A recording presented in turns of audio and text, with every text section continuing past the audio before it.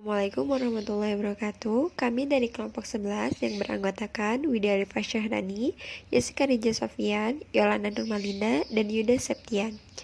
Di sini kami akan menyampaikan materi tentang tindak pidana korupsi. Pengertian korupsi menurut Undang-Undang Nomor 20 Tahun 2001 tentang Pemberantasan Tindak Pidana Korupsi adalah setiap orang yang secara melawan hukum melakukan perbuatan memperkaya diri sendiri atau orang lain atau suatu korporasi yang dapat merugikan keuangan negara atau perekonomian negara. Undang-Undang Pemberantasan Tindak Pidana Korupsi secara khusus mengatur hukum acara sendiri terhadap penegakan hukum pelaku tindak pidana korupsi. Secara umum dibedakan dengan penanganan tindak pidana khusus lainnya. Hal ini mengingat bahwa korupsi merupakan extraordinary crime yang harus didahulukan dibanding tindak pidana lainnya.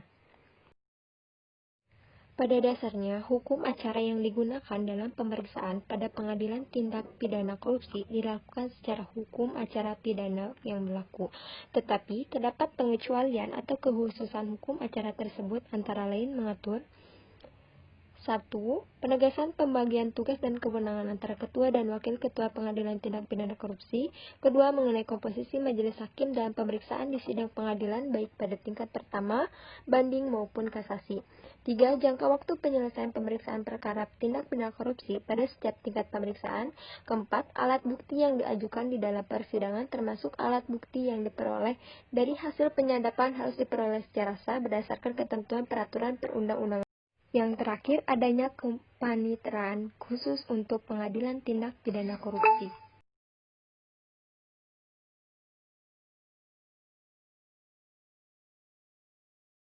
Selanjutnya yaitu penyebab terjadinya tindak pidana korupsi. Yang pertama, lemahnya pendidikan agama, moral, dan etika. Yang kedua, tidak adanya sanksi yang keras terhadap pelaku korupsi. Yang ketiga, tidak adanya suatu sistem pemerintahan yang transparan. Yang keempat, faktor ekonomi. Yang kelima, manajemen yang kurang baik dan tidak adanya pengawasan yang efektif dan efisien.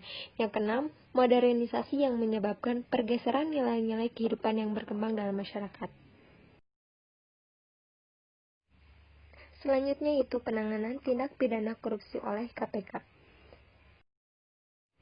Berdasarkan asumsi yang menjadi dasar pembentukan Undang-Undang Tindak Pidana Korupsi dan Undang-Undang Pengadilan Tipikor bahwa semua perkara tindak pidana korupsi adalah sama, diproses melalui prosedur yang sama, diajukan oleh lembaga yang berbeda dan diadili oleh pengadilan yang sama.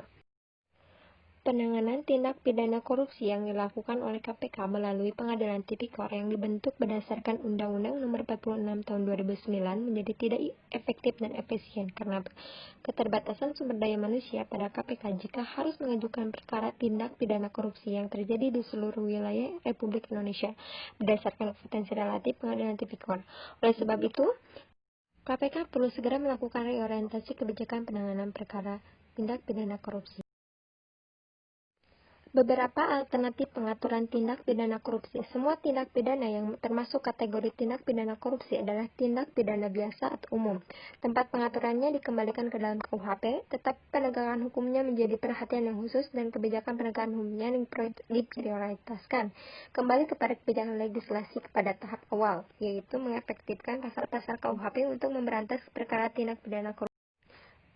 Dari tindak pidana korupsi yang biasa tersebut dibuat kriteria sebagai tindak pidana korupsi yang dikualifikasikan sebagai tindak pidana korupsi yang luar biasa, sehingga perlu ketentuan tersendiri sebagai hukum pidana khusus untuk menangani kejahatan korupsi yang luar biasa. Semua aparat penegak hukum yang menangani perkara tindak pidana korupsi diberi wewenang yang sama dan tunduk kepada hukum prosedur atau acara yang sama, kecuali terhadap penanganan tindak pidana korupsi yang termasuk kategori luar biasa.